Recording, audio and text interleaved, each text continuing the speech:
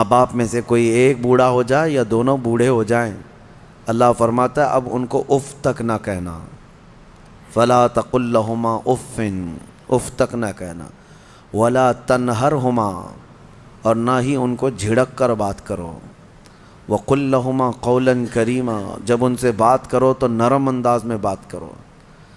جس نے اپنی ماں سے یا اپنے باپ سے سخت لہجے میں بات کیا اس نے اپنی پچھلی کی ہوئی ساری نیکیاں ضائع کر دیا، اس کی نیکیاں ختم کر دی گئیں، اس کے رزق سے برکت اٹھا لی جاتی ہے جو اپنے والدین سے سخت لہجے میں بات کرتا ہے۔ نافرمان جس نے اپنے والدین کا دل دکھایا، حدیث پاک میں میرے آقا صلی اللہ علیہ وسلم فرماتے ہیں، حضور فرماتے ہیں میں اگر چاہوں تو اس کے گھر کو آگ لگا دوں دنیا میں ہی، اس کو جینے کا کیا حق ہے؟ یہ سخت ترین چیز ہے۔ ہمارے بچے، ہمارے نوجوان، ان کو ایسا لگتا ہے ماں باپ بالکل عام سے لوگ ہیں، جیسے چاہیں ویسے بات کریں۔ انہوں نے تمہیں لاڑ و پیار سے پالا ہے تو اس کا مطلب یہ نہیں ہے کہ تم ان کے اوپر حاکم بنو۔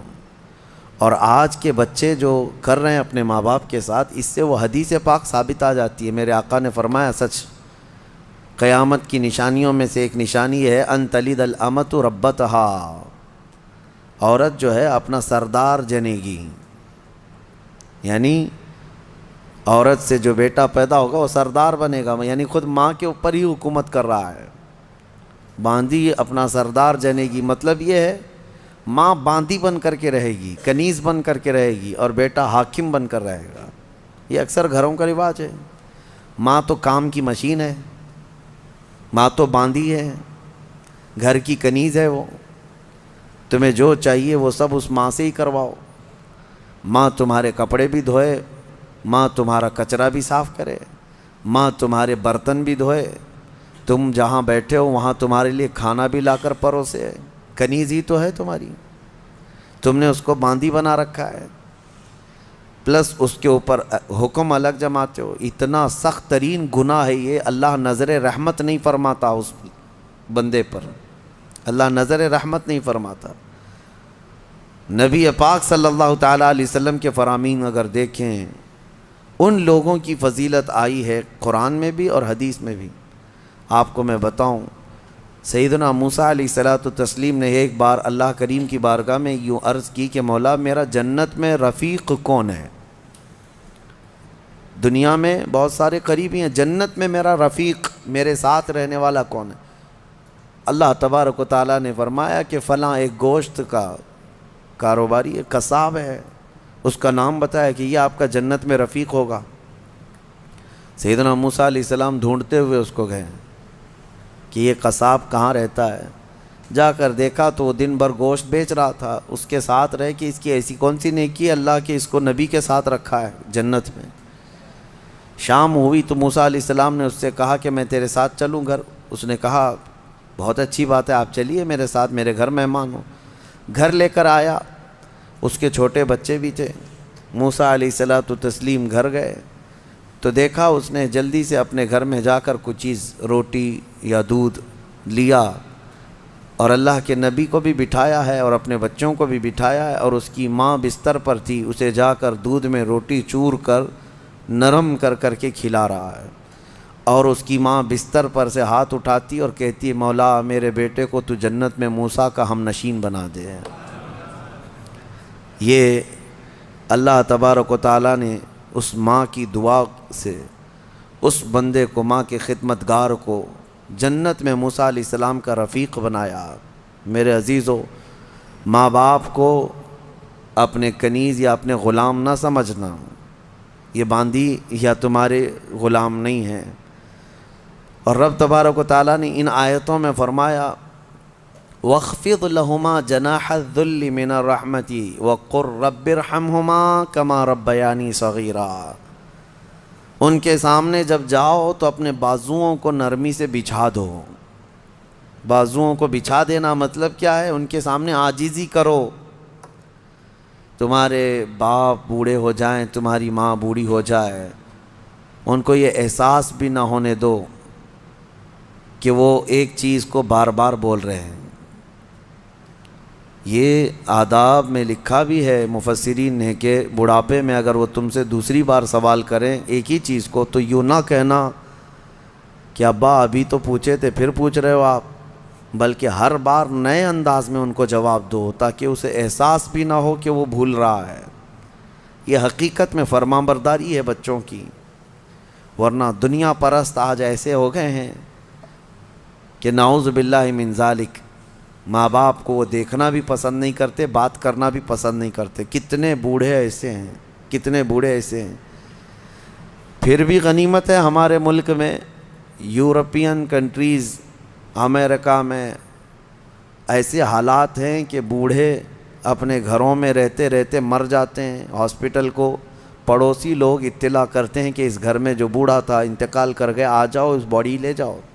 بیٹے نہیں ہوتے ساتھ میں، کوئی نہیں ہوتا۔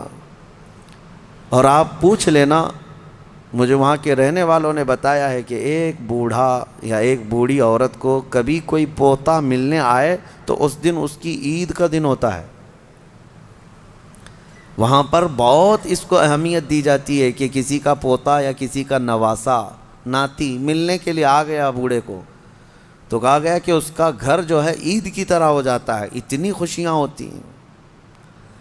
اس طرح سے اولاد کو دور کرنے کا نظام بنا کر وہ دنیا میں امن کی بھی بات کرتے ہیں۔ بہرحال یہ قیامت کی نشانیاں ہیں۔